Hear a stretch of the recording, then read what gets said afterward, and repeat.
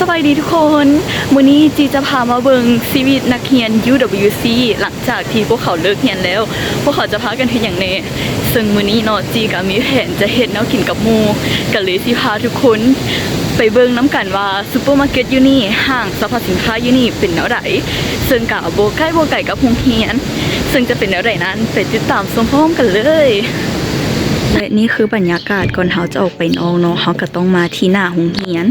คือเป็นจุดเขียนเช็คเอาท์เนาะว่าเขากำลังจะออกไปนอกและนี่เนาะก็จะมีป้ายรายชื่อให้เขาได้เขียนหลังจากที่เพราะว่าอันนี้เขาแมนเช็คเอาท์ทางออนไลน์แล้วเนาะหลังจากที่เขาเช็คเอาท์อยู่หน้าเกตแล้วเนาะเขาก็กำลังจะเริ่มย่างออกไปนอกกันเลย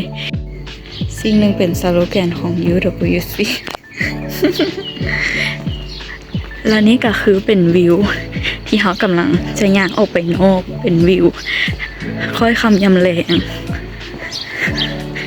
และสิ่งหนึ่งที่เป็นจุดเด่นของนี่เลยก็คือ RBC นั่นเองและนี่คือระหว่างทางที่เขากำลังจะย่างไปและอันนี้คือแม่น้ำซึ่งเป็นไฮไลท์ของเมืองยูนี่เลยและรู้สึกว่าเมืองนี้มันเฮ็ดให้เขารู้สึกแบบ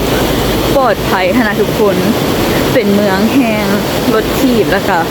เป็ดใส่มาใส่ก็รู้สึกว่าเซฟตี้และปลอดภัยก็จะมีทางสำหรับรถถีบเนาะแล้วก็ทางสำหรับคนย่างแต่อันนี้ก็จะเป็นทางม้าลายที่เขาก็จะกำลังย่างไปคือเขาจะแบ่งแยกกันชัดเจนว่ารถถีบแล้วก็คุณย่างทุกคนก็คืออะไรทุกคนเดี๋ยวนี้เขาเจ้าก็กำลังมีการเลือกตั้งซึ่งเขาก็รู้สึกว่าปลอดภัยสำหรับไปทุกโบนที่อยู่ในเขตนี้กับมันเป็นตาอิลีได้แบบว่าใกล้ธรรมชาติแล้วก็ใกล้ตัวเมืองมันกับบริกันไกลกันหลายนะมักแดดอยู่นี่แห้งแบ่งเส้นทางกันชัดเจนระหว่างรถที่กับคนย่างแล้วก็จะมีสนามเด็กเล่นอันนี้คือทางย่างไปสนามเด็กเล่นมันก็จะมีแล้วเขาก็จะโบยาดกันแล้วมันก็จะเป็นแบบแม่น้ำ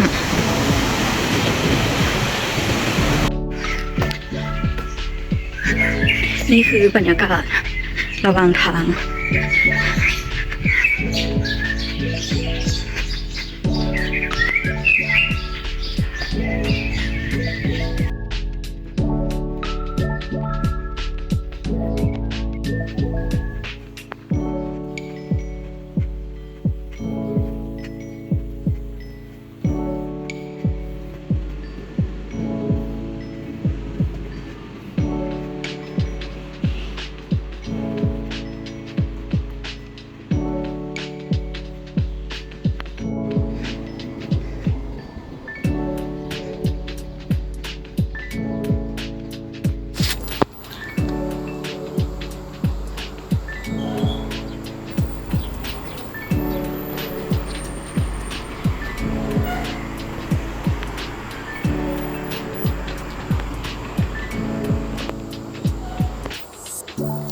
และนี่ก็คือเป็นห้างสรรพสินค้าที่นักเรียน RBC มักมาหลายที่สุดหลังจากเลิกเรียน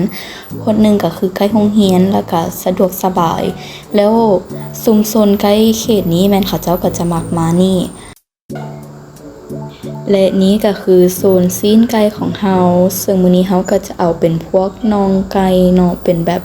แพ็คใหญ่ๆไปเลยได้ออกมาทั้งทีก็เลยจะคุ้มซึ่งราคาก็คืออย่าแตกเป็นเงินลาวจ้านี่ก็คือเป็นพวกโซนหมักไม้คือแบบ